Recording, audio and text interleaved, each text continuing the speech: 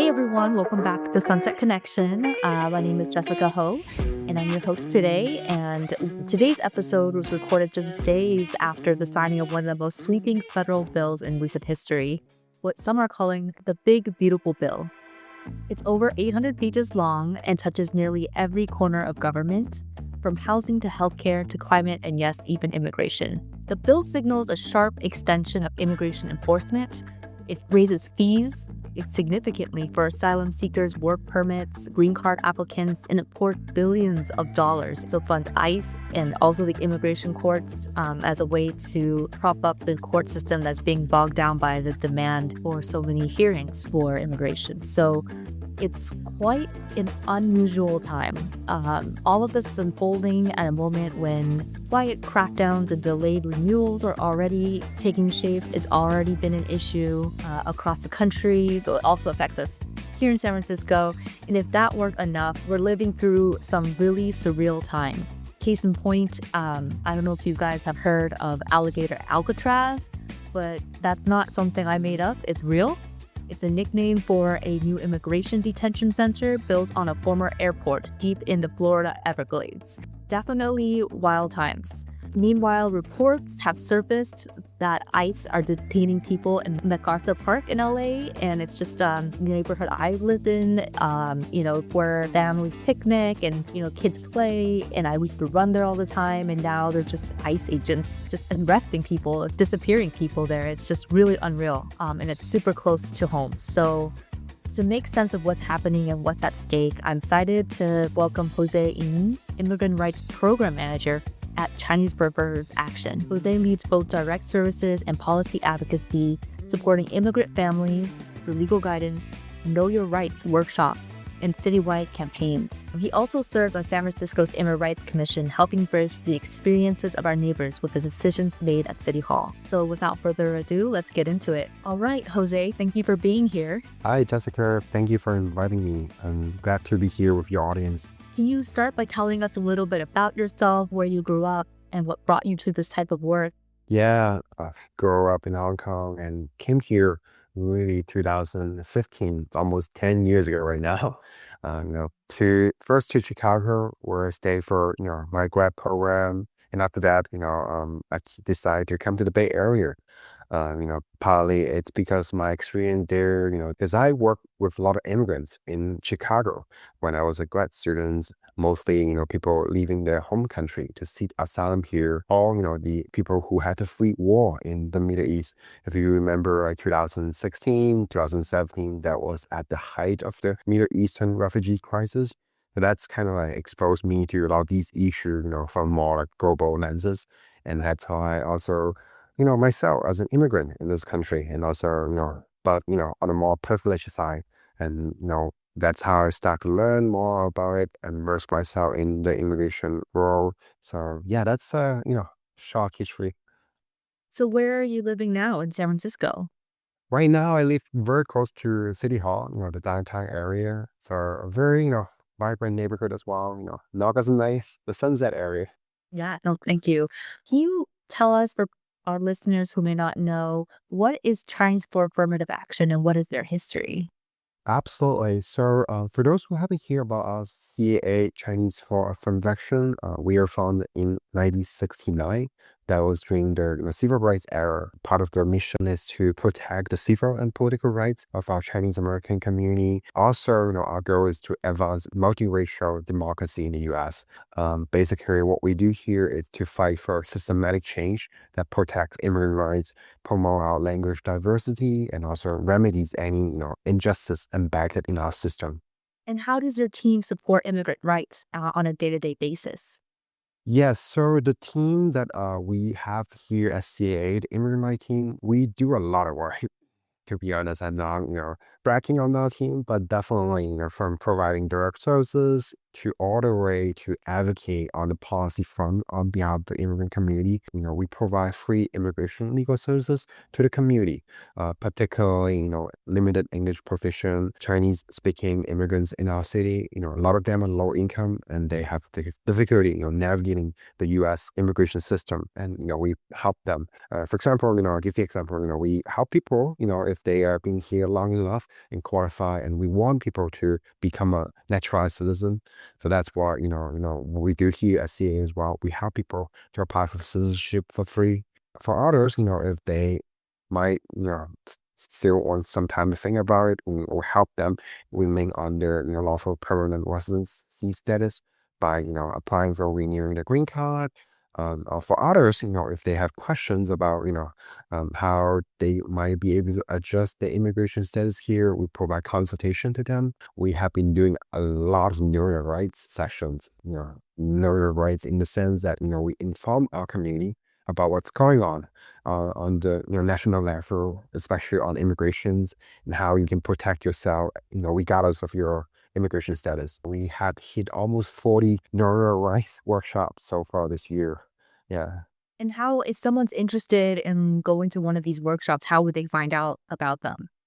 Yeah, good question. So we have so many teams at CA, and information got shared out through different platforms. We have our own WeChat platforms because a lot of Chinese immigrants in our city, they're very active on WeChat.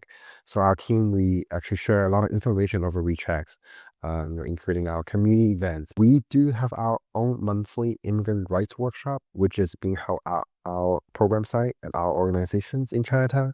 They can just go to our office and they can, connect it with us with our social media account as well. And so if someone were having trouble with their immigration status today and they're hearing this, how would they get a hold of you? How could they get help with changing their legal status? Do they just call your office, or is there a special process that they have to go through? They can just call our office, and they can also call our immigration hotline. Okay, so speaking of people who are asking for help right now, what are you hearing from your clients? Yeah, we have been hearing a lot of different inquiries from our community, a lot of fear, and a lot of mixed information.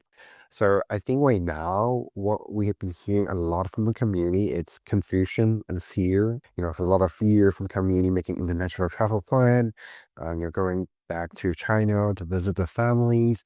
I think these are the things that we hear that, what are things that you have to prepare beforehand if you make international travel, and some other, concern from the community. It's also around, if they're undocumented, if they live in a mixed immigration status family, they have a lot of fear that the government will come after you, especially when anti-immigrant aggressive tone and rhetorics, from our leaders, yeah. Yeah, I mean, are people just staying at home? Is it like the pandemic? How is it affecting people's day-to-day life?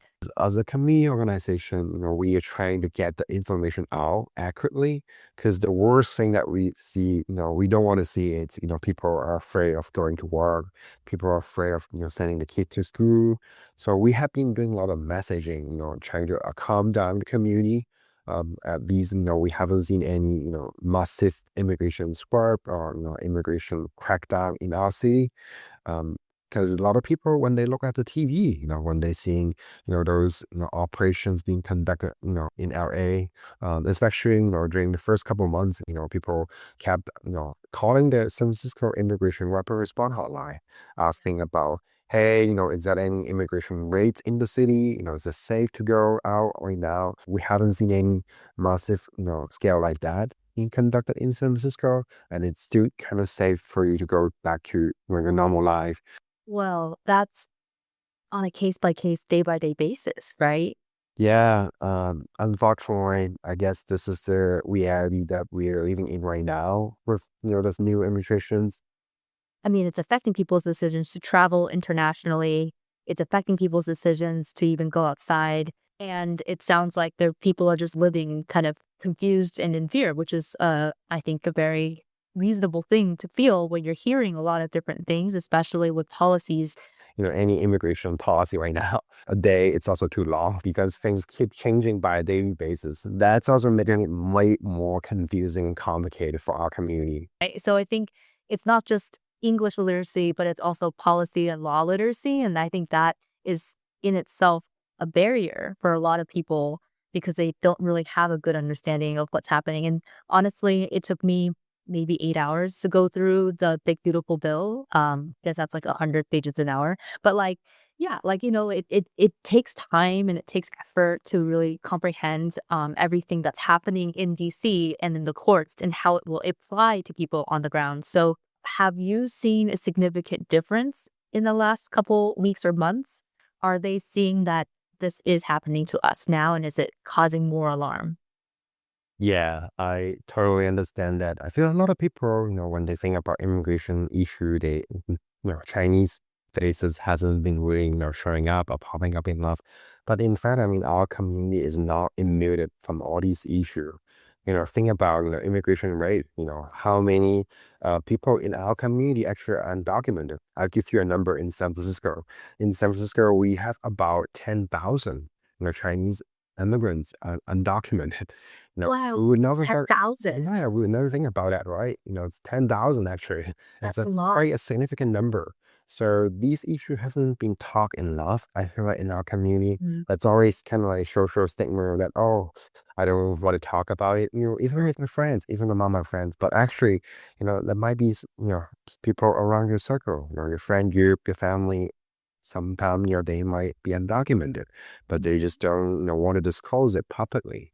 We do have undocumented in our community, and these are the people that I work with on a daily basis in our city, saying that these could be a mom, with a family of four, 3 to 4, U.S. citizen who are grown up, but they just don't have pathway to adjust their status. They could be someone who been living in our city for more than 30 years, but still don't have a pathway. So a lot of us, we don't quite get it. Why don't you, find a way? Why don't you adjust your status? But sometimes, it's just frustrating because immigration system is very broken. If you make one mistake, that mistake might prevent you from, find a way to recognize your status here. Also, I want to remind our audience, some of you might, remember, a couple of weeks ago, our Secretary of State, Marco Rubio, just came out saying that, oh, all right, right now we really want to look into all the, Chinese international students, and we want to aggressively revoke their immigration status and the student status here. In the one big beautiful bill, it adds billions of dollars for immigration enforcement and court processing, right? So that tells me that the courts are going to start really cranking out these immigration court hearings. And so that's one thing I think we're, probably going to see moving forward now that this bill is in law. And another thing that I'm really kind of watching is the increase in fees for everything, like even fees that didn't exist before. And so earlier you were saying that it's free for people to apply for citizenship or change status through CAA. So I'm wondering, does CAA already cover these costs? And if so, are you going to continue covering these costs when they've increased significantly? Like one of the fees like increased from $50 to $5,000. One didn't exist and now it's like $100. It's like being penalized for trying to become a citizen. I think I can go more in detail, in terms of the application fee itself. But this is really a terrible bill because of what it's going to do. It's going to, bum up, immigration enforcement even at a way more larger scale. Because in the bill, as you're saying, it's, allocating $170 billion for immigration enforcement.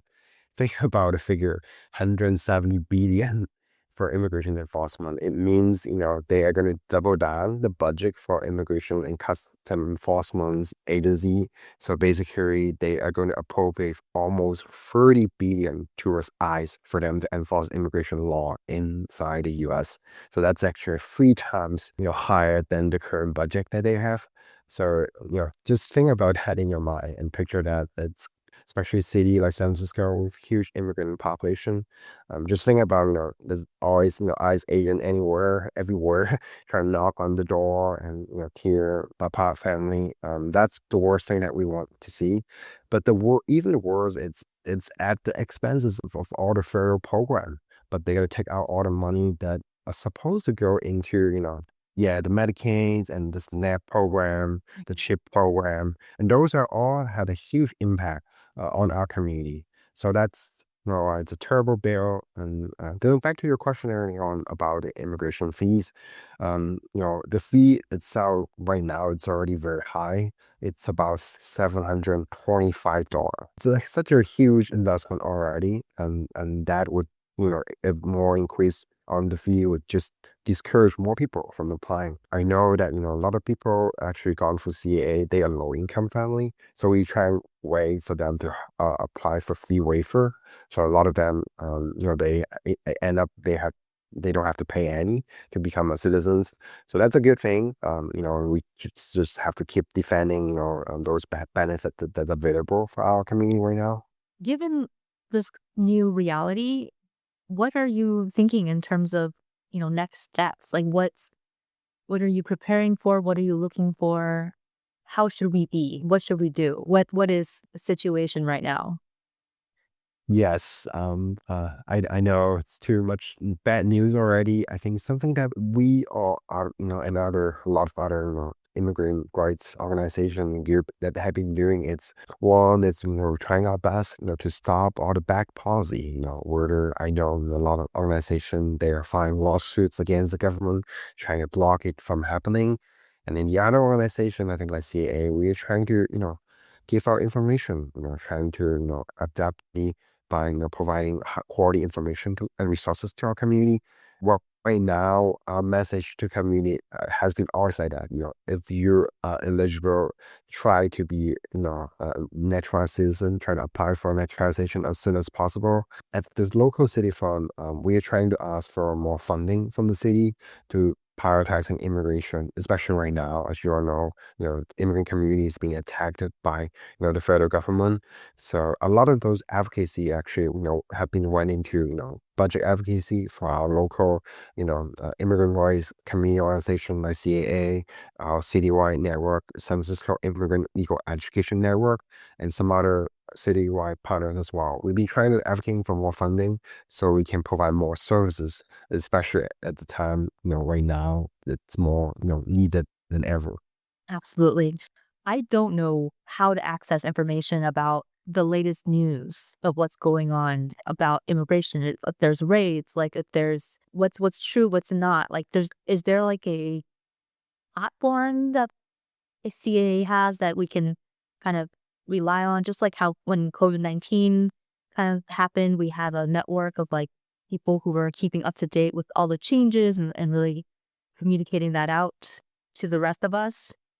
Yes, so we do have our, as I said earlier on, CA, we've been very active, Mhm. especially on WeChat spaces. We also run a Chinese language fact-checking website, and you can also find some resources on our CA website as well. We do provide, updated information out there, especially, fact sheet, one pager, trying to break down all the policy and the impact of it. So I can share our, website information here Yeah. and then you can share with your audience as well. Yeah, no, that would be great. I know it is a really tough time and it's a tough topic to kind of engage on. So thank you for talking to me about it because I think these issues they're happening in real time. At least for me, one of the things that I really like to do is be prepared and know what's going to happen. And I feel like the game has changed and I think the new rules are being written as we speak. And so in this new system, I wonder what is going to be the way that we can fight back, right? Is it just surviving, at this point is like the first kind of mode. And then what can we do for each other in terms of just being kind, to one another when there's a world that is not kind to people like us. And I think maybe just that is a good start, and like what Dr. Russell Jung said in his podcast episode, like just have conversations, just ask your parents, ask your kids, like continue the dialogue with people in your community. Check in on people, see if they're okay, kind of be together emotionally and physically if possible, but for each other when things are so tough. There's not really any answers that I have that I can see right now. And maybe the answers will come in the future.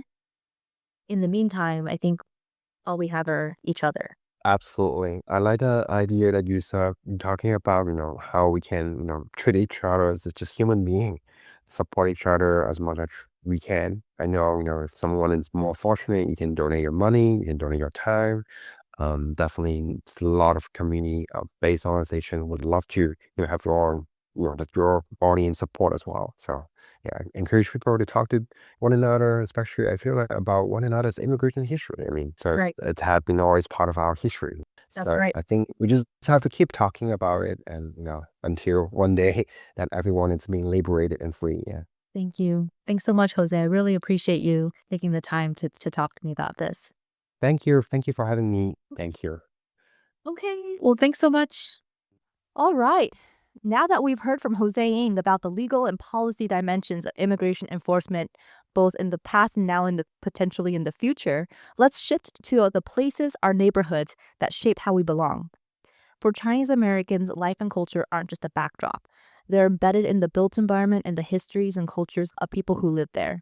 You see it in the Chinese characters on storefronts, the languages spoken on the street, and the way that communities layer and blend over time.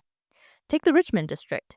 It's just across the park, not very far from the Sunset District. We're both considered West Side, but I would say that there are differences between the Sunset and Richmond. But the Richmond has been called a second Chinatown for decades by those who've lived it, who know it, and even without formal recognition. And so to help us unpack all of this, I'm delighted to welcome Cliff Yee. Born and raised in Richmond, Cliff has over 20 years of experience in leadership development and community organizing. He currently serves as Vice President of Programs at Coro Northern California. He is deeply involved in civic life in the neighborhood, most recently helping lead Richmond's first ever Lunar New Year parade and serving on the board of the Richmond Neighborhood Center. Cliff brings both personal history and institutional insight to questions of place, identity, and political belonging in 2025. So Cliff, welcome. Thank you so much. Thanks for having me. Let's begin with your family's journey.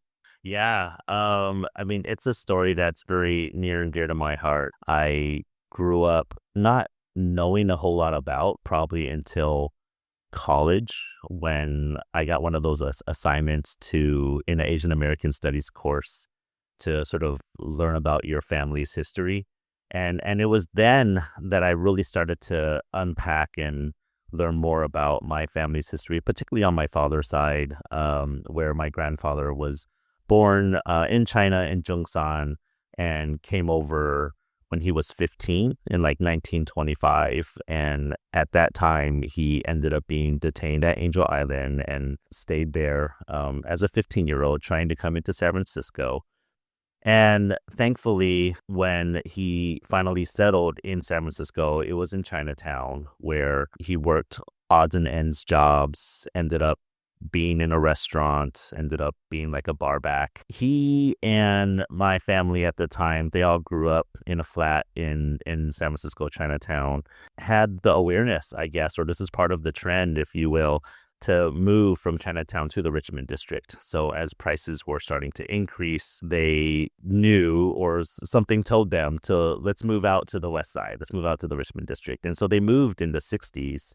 And thankfully, I grew up and get to still live in the house that's been in my family since then. And so now being in a multi-generational household where my dad lives with us, I have two kids that are 11 and 7. It's something that's both really familiar and also different as things kind of change in the community. And so that's my dad's side. And for my mom's side, they are ethnic Chinese born in Burma and also came over here and also live in the Richmond district. And they were very much a family that had a Hunan restaurant back in the day. And so that is sort of the combination of who I am and kind of what brings me here. And I've been able to, over my time being in the Richmond district, start to find ways to give back and model what it means to give back. And I've been very fortunate to do that, both professionally and personally.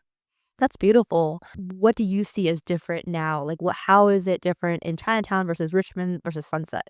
I'll start with kind of like my upbringing. So growing up in the Richmond district, the only times that I went to Chinatown was probably to bring, well, one, family association meals, and then to bring my grandma to like the Chinese hospital, because that's where she still got care regularly. Great. That's where like I would either go take the bus with her, or when I could finally drive, I would drive her over there.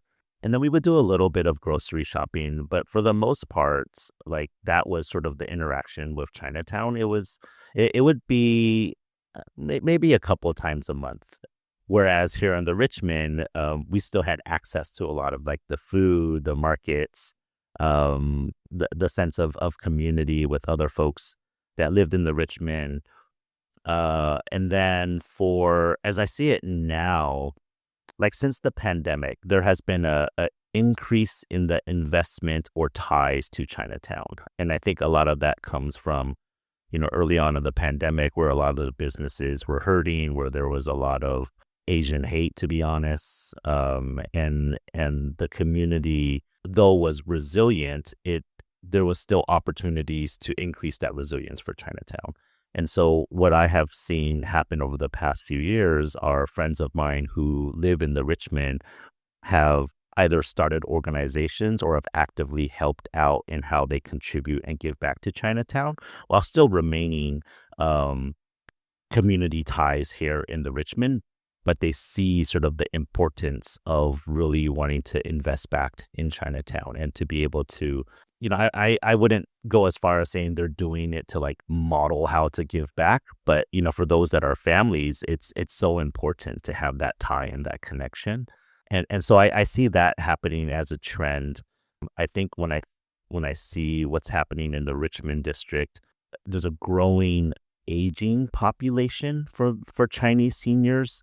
Have to figure out what to do, whether or not they want to stay in the neighborhood or move out, because people that are either my age or younger, so their children or grandchildren, are at a place where they've either identified, I cannot stay here, I cannot afford this, or they want to be somewhere else. And so what I have seen in the neighborhood is, how would you say it? Like there's a lot of like for sale signs. I know there are still some Asian elders in the community, but I also feel like there's less and less. And so that's an interesting shift. One of the other things that I have been fortunate to be able to do in a volunteer role was for our elementary school, I was their PTO co-chair. And so that meant that for several years, I'm trying to be a liaison between the school community and the families. And one thing that I've seen over the past few years, particularly at our school in the Richmond district, is there's less Chinese families, there's less Chinese students coming into the kindergarten grade level. And so that gives me a data point about what might be happening with the demographics of the Richmond district. Interesting. I mean, there's a market dynamic, I think, that's in play. If you came out here and you bought a house in the 80s, you could have bought it for $100,000 and now you can sell it for $1.5 million. So there's also that. Yeah. Right. So, I mean, there's a cashing out, like a benefit, right? But then where do they go after? Yeah. Yeah. And that's where I don't quite have that. I don't have that insight other than to know that the information that I am observing is that there is a change in the demographics, acknowledging that there is a aging population in the Richmond that are making these decisions, right? Right. Folks who are homeowners and selling.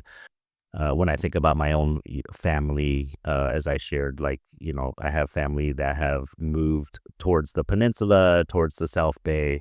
But that's one of the shifts. Yeah. My family has a very similar pattern. And I've known a lot of friends and people who share very similar patterns where their family started out in Chinatown, or they came and they moved out to the avenues, which is what we call the Richmond and the Sunset District. Yeah. And then after that, they moved down to, Millbrae or Burlingame and then Mountain View.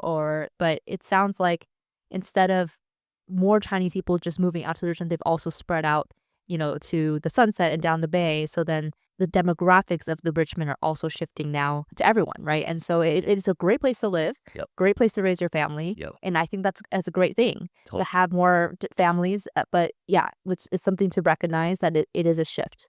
Yeah. And one of the great things also that have happened over the past few years in the Richmond, and I think maybe part of this is due to the pandemic and coming out of the pandemic, more folks wanting to connect as a community. And so we've seen more night markets and street festivals Right. and having a few years of that, I think was really building towards the opportunity to have the first ever Lunar New Year festival in the Richmond. Right. And of course, we all know the famous one in the city that happens every year, and to be able to have one here in my backyard in the Richmond district, and to be able to be the first ever Grand Marshal is both very humbling and a very exciting place for the community to be at a place where how do we celebrate ourselves here? Yeah, tell me about the parade. Yeah. It was, I mean, I have to give a lot of shout out to the Richmond Neighborhood Center. I'm fortunate to be their board chair, and shout out to the staff for all the organizing that goes into that, and to really get buy-in from the merchants, to get volunteers from local faith-based organizations and other youth-serving organizations like CYC. Everyone just excited to see the performers, to have the stage, to have the elected officials, including the mayor, come out and really mark this moment and the opportunity. I remember after the parade, eating with family at one of our favorite family spots, Little Henry's, and I think even at like 9:30 at night, people were still like just walking the streets and just a buzz, and you saw people of all ages and big smiles on their face. It really was a remarkable moment for the community. When I say the community, I'm thinking of both the Chinese community and also the Richmond district community. As the Richmond district becomes more diverse and brings in more people of different backgrounds, I think it is very beautiful. Yeah. It's more, I feel like that's what America, in my eyes, was meant to be, is that we all contribute our past and legacy equally, but it creates something even better. I feel like one of the number one things that is celebrated is the diversity of people, cultures, languages. The food represents that, right? And even as we think about some of the newer businesses moving in, there's this really interesting contrast of like cultural tradition of like legacy businesses with some of the newer businesses that are like right next door, and so it becomes just a really energizing like stroll when you go down Clement Street and just see how things are changing over time. And right. Yeah. Thank you for sharing your story. I really wanted to kind of turn our attention now to kind of what's happening in real time, right? No matter how much it feels bad in the moment, I don't know, for me, whenever I look back, I'm like, oh yeah, those were the days, right? And it feels comforting because we know the ending. Yeah. And so it's less scary. But when we look to the future, we don't know how things will end. We don't know how things will turn out, right? Yeah. But I think humans are smart enough to realize when big things happen, there are repercussions. Even though we don't understand what those repercussions, if there's a comet that comes down and, that could be really bad. Yes. And there could be a lot of unintended consequences. Similarly, this big, beautiful bill is kind of like a comet that just like came on and like struck us, and we're not really sure what the aftermath is, but we know it came, right? Yeah. Oh my gosh, that's where I like taking a deep breath as we shift gears and talk about this a little bit. But oftentimes I say this in my leadership development work: actions have consequences, right? And so what are the consequences, both known and unknown? And we're not sure what's going to happen right now. We just know communities are going to be hurting more. I feel like families and friends are going to be impacted. And where I have some hope, and I say it with that kind of cadence because I'm maybe trying to really wish it and will it that it's hope, is that I've seen family and friends speak out and show up when they have not done that before. And so that's really saying something different about this moment. When I have relatives texting me photos of them at rallies, or sharing with me how they feel, and they have not done that ever. And I'm talking about like in 40 years. Well, I didn't have a phone for 40 years, but but they've just never shared that sort of angst and frustration and concern with me. And these are like older relatives. And so that says something really remarkable about this moment around what they're seeing and experiencing to be able to take action at this point in time. Yeah, that is inspiring. I'll share something personal about my own family. They haven't hit that point yet. I'm waiting for that moment. I can't wait until I get a text from my parents saying, like, I see it. Yeah. I see how this is impacting the people you care about, Jessica, but us too. And now I want to give back because I see that what you're doing is helping. Yeah. That's, maybe like a selfish dream of mine. But, that's like, that would be so beautiful because if I would also be so inspired. And I'm hoping that will come soon. But I also don't want that to come soon because that means that things are so bad, right? So it's like kind of a double-edged sword. Totally. And I appreciate you sharing that and disclosing that. I feel like that's real for a lot of like Chinese families, where particularly for more traditional families that you don't rock the boat, going back to the sort of the model minority myth. It's you don't rock the boat, you don't talk back, you put your head down, you do the hard work, it'll pay off. And to them, that's success at the end of the day. And I think there's so much more to that now. It is about how are we all interconnected? How do we really create a community where ourselves and our loved ones can feel like they belong and that they can thrive and are cared for and are treated with dignity and respect. And this is where sort of my leadership development and parenting come together. We need it. Tell us where to go, Cliff. Like I need your help. Like, what do we do? It's really for me. We have to model the behavior we want to see, and I think be the change that you want to see in the world. Be the change you want to see in the world. And right now, because we see people exhibiting behaviors and actions and modeling it in a very detrimental way, to be honest, young people are seeing that and observing that, and they're going to think this is the norm. And if we don't say something or have a counter narrative to that, then that means it's going to take generations to undo. And this isn't just even on the local level. How do we exercise leadership and model it in a positive way, even if we don't always agree? But we have to model it in a positive way for the young people, because if we can't do that, then we're failing in our communities. Because they're not going to know or observe or see how do we engage in conflict? How do we talk when we disagree?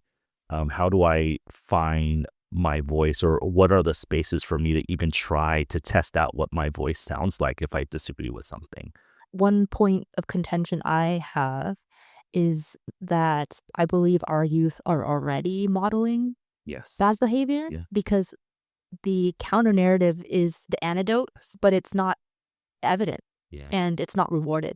Yes. So it's really, really hard to be kind and to be good and to hold your tongue and to think about how you can improve yourself when everyone else is blaming everyone else. And it's just like easier, I think, for people to say that it's not their fault. Yeah.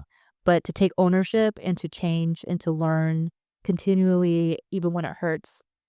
I mean, that it's not something that happens overnight. It's not something that is evident. So like, it's not shiny, right? But it happens over time. And I hope too that our young people can see that and maybe be inspired by that, and I think the more of us who like show up, the more of us who are trying to reject the current hate and see if there's an alternative, even if it isn't cool, even if it isn't polished, right? Like, we have to try. Yep. And yeah, I hope that we see a counterculture to the current status quo. Yeah, I mean, you're spot on around young people are and have been ready to lead and make their voices known and to share things from their unique perspective. And unfortunately, I feel like more often than not, they're not given the platform, or it's like a checkbox of like, great, we have this one young person and their perspective in sort of the work that I've done with youth and youth development. They're ready, and there's something really powerful about putting the trust in young people, because this is their future that's going to be most impacted. How would they like to do things differently? What are some of the hopes and aspirations that they want to really embody, so that way they can thrive and that, their communities can thrive. And I feel like we're at this tipping point, if you will. And this is not that moment in time to just like sit back. It is a moment to figure out who can you talk to, who are organizations you can support, what are some of the counter narratives out there. We got to treat each other like we care about each other in our communities. Yeah. Especially when we're all being attacked. Yeah. Instead of us attacking each other, maybe we should stand together to fight the bigger fight. Yeah, I agree. Whenever we can cultivate spaces where we can come together, share, honestly share maybe what our core values are, or to a degree what our unique perspectives are, and channel that in a way that's productive towards a community we want to see. Like I feel like there's not many of those spaces, and to have those spaces cultivated in a way that is multi-generational is so important right now. Great. Well, thank you so much. Thank you. Cliff, I really appreciate this conversation. I appreciate you sharing your wisdom with us and kind of some ideas of how we can move forward from this moment. So yeah, I appreciate you having me on as a guest. Shout out to the podcast. Shout out to the west side of the city. We got to be able to have more opportunities to support one another. So thank you.